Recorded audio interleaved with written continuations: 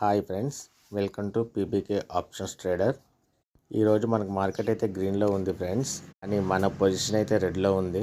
ఎందుకంటే మనం call sale చేసాము 1270 ఎస్బీఐఎన్, కానీ మార్కెట్ పెరగడం వల్ల ఎస్బీఐఎన్ కూడా పెరుగుతూ ఉంది. దానివల్ల మనకైతే ప్రజెంట్ లాస్లో నడుస్తుంది.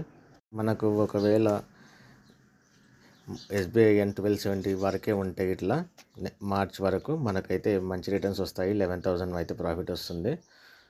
దానికి తోడు మనం ఏంటంటే పుట్ సైడ్ ఒకటి బై చేసాము, 1100 పుట్ సైడ్. ఎందుకంటే మార్కెట్ ఒకవేళ డౌన్ సైడ్కి వెళ్ళే ఛాన్స్ ఉంటే మనకు పుట్ సైడ్ అయితే మంచి రిటర్న్స్ కూడా వస్తాయి. సో టోటల్గా మనం మార్చ్ సిరీస్కి అయితే సెల్ చేసాం కాబట్టి మనం హోల్డ్ చేసి చూద్దాము.